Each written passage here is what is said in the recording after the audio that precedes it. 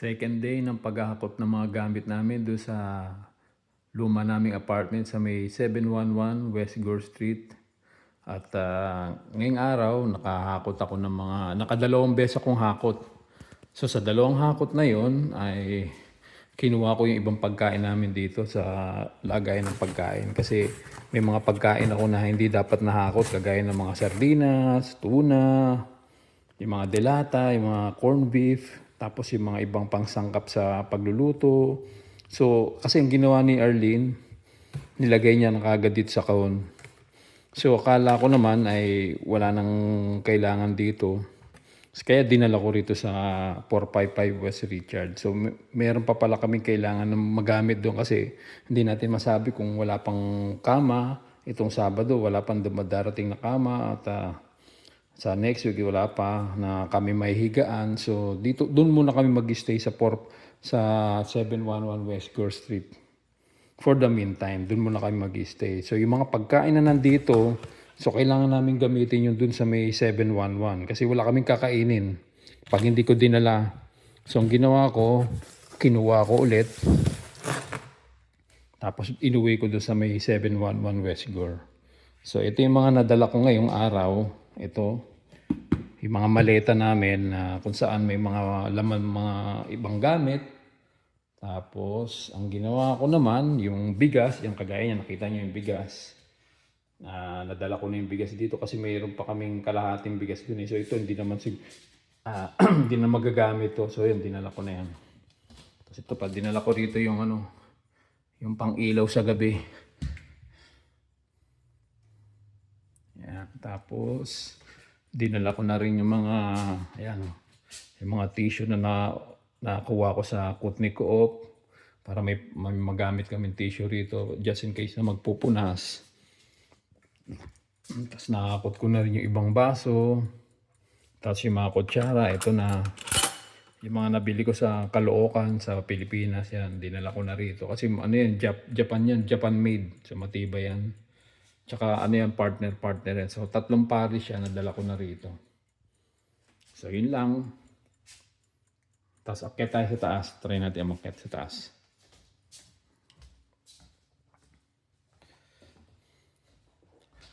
Ganda ng panahon, no? Mainit. Kahapon mainit din. Sobra.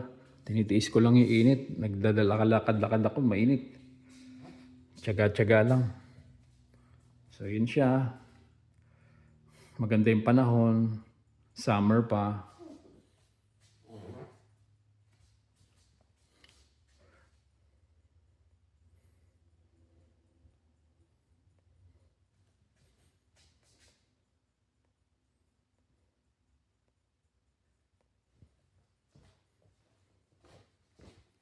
Hindi ko pa pala naipakita sa inyo yung mga ano namin, washing machine. Tsaka yung dryer. Oh, ito siya, oh. Bago. Talagang mabait yung may-ari yung pinagbila namin ng bahay na to. Kasi syempre, kung ibebenta mo yung bahay mo, alam mo lang ang luma eh. Luma talaga siya, 1969 pa to eh. So ang ginawa niya, dahil sa luma siya, bumili siya ng mga bagong gamit namin para at least luma man yung bahay pero yung gamit bago. Kagaya itong washing machine bago. Tapos yung dryer bago din. Ang tatak niya ay English. Tapos ito yung yung washing machine. Yan siya, oh.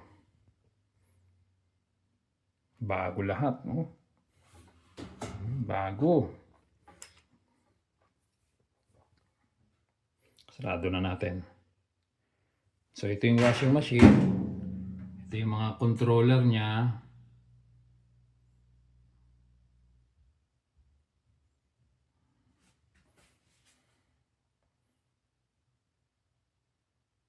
Kasi ito naman yung dryer. Ang tatak ng dryer namin ay GE. So matibay yan, GE, General Electric. So ito naman yung controller niya.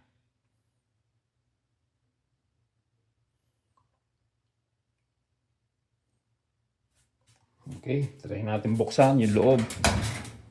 Diba? Makinis. Wala pang kagamit-gamit, wala pang kasira-sira, wala pang gas-gas kasi nga bago. So yun nga, ang nakakatuwa rito. Talagang pinalitan na lang bago para naman hindi nakakaya doon sa bumili. So, yan lang. Ito yung breaker namin. Mamaya pag alis ko o bago ko umalis, papaltayin ko na yung breaker para hindi na magkukonsume ng puro kuryente. Okay, tayo na natin.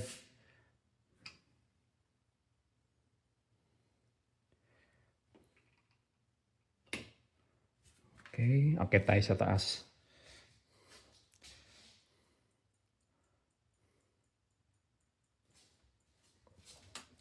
Akit tayo sa taas.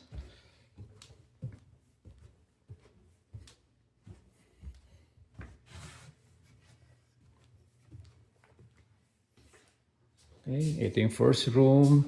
Yung kwarto namin ni Arlene.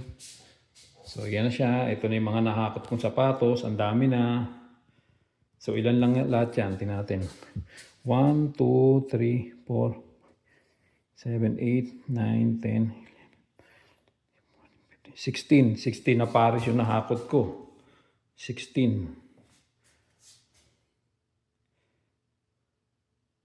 At hindi lang yan. May nahakot din ako dun sa kabila. Tingnan natin.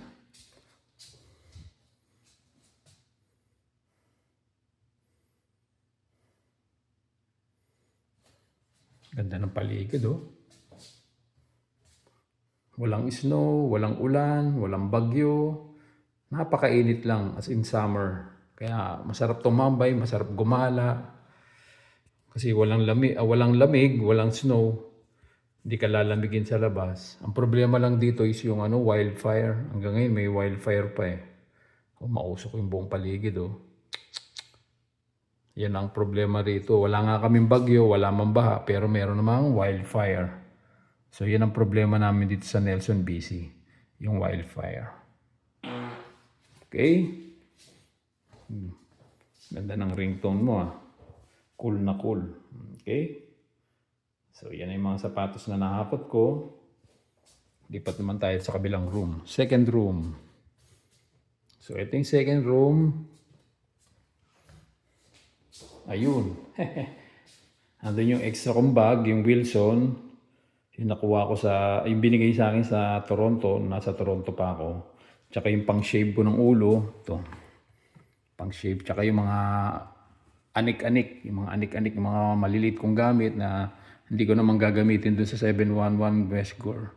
So, dinala ko na rito. Tsaka yung isa kong sapatos. So, bali lahat ay total of 17 na pares ang nahakot ko. 16 plus 1, 17. So, yun lang. Yan yung mga nahakot ko kahapon tsaka ngayon. Ngayon, kung sisipagin pa ako, hakutin ko pa yung basura tsaka yung bisikleta. Basurahan at saka yung bisikleta na nakuha ko.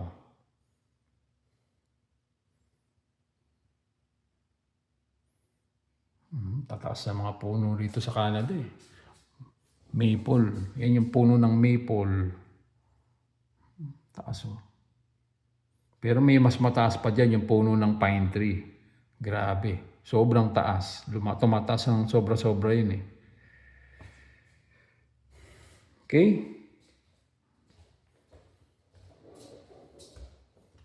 Tingnan natin yung CR. Ito yung third room. Okay, sa kwarto ni Misha. Wala pang kalaman-laman. Empty.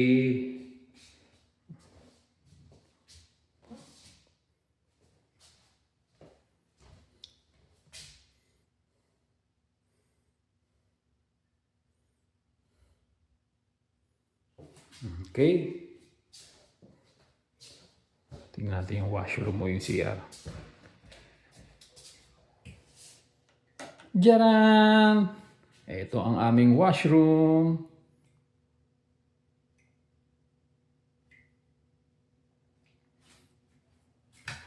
Lababo o yung lavatory, tsaka yung toilet bowl na luma.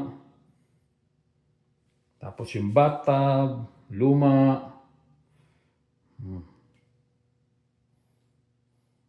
Yung lagay ng tissue o yung soap dispenser, luma. Tapos yung tiles, luma. Pero malinis naman kahit pa paano. Tapos yung pintuan, luma din. Oh, may sampayan din pala rito. Sampayan ng mga damit o kung ano may isasampay mo, ihang mo. Oh, okay. Very good ah. Ito, meron din dito sampayan ng hanger. Luma na rin, oh. Sipin mo kung gaano nakatagal to. Tapos yung salamin, luma na rin. Pero importante, hindi siya basag.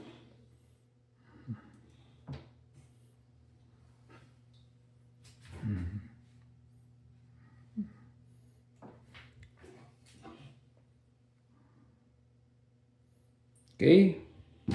Ilaw, kulang pa sa kulang yung bombilya niya. Ah, hindi, meron naman kaya lang yung isa malabo na yung nasa kaliwa. So, kailangan namin palitan yan ng bagong bombilya o ng light bulb. Kulay puti ang bibiling ko. Ayoko ng dilaw, masakit sa mata. Pag sa CR talaga kailangan puti or yung daylight. Pag dilaw kasi pangit, sakit sa mata yung dilaw. Ewan ko bakit gustong gusto nila yung dilaw. Patay na natin. Okay. Labas na tayo, baba na tayo kasi maghahakot pa ako. Yung basuran, tsaka yung bisikleta pa.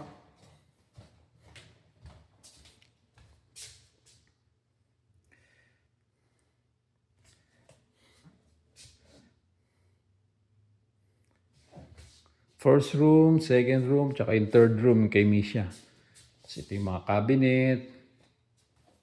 Ito yung storage room. Di ba? Laki-laki ng storage room. Oh. Pwede kang matulog dyan. Oh. Kung magtatago ka rito, pwede ka pa matulog. Luwang eh. Oh, di ba? Kung gusto mong magtago dyan, magtago ka sa loob kasi ang luwang eh. Storage room. Okay? Ito, ang cabinet. Diyan mo ilalagay yung mga damit mo. Okay.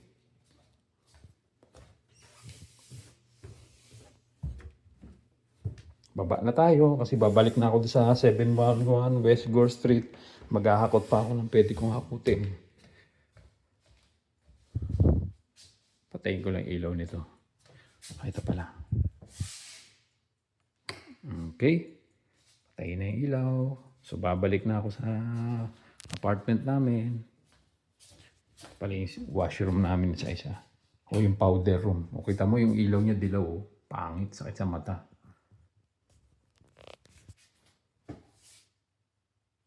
Ito yung mga na-provide naming walis, tsaka map bucket.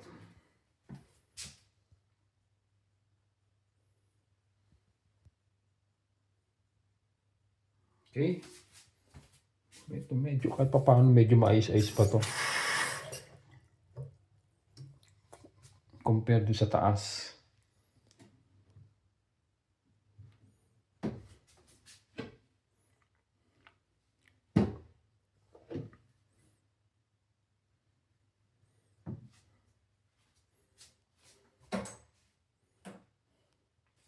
Bumili na rin kami ng pangkuskus ng inodoro, tsaka yung pump. Pagka barado siya, o may barado o di lumulubog yung tae, may pump, yung pang bomba ka ng tae.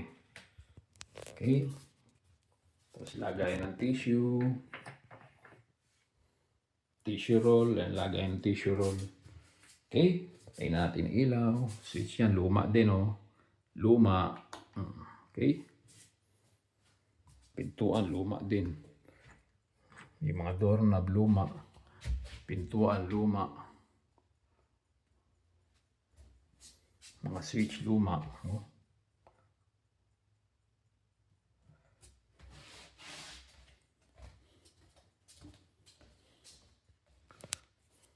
Okay, maraming salamat guys. Thank you so much. Hanggang sa muli.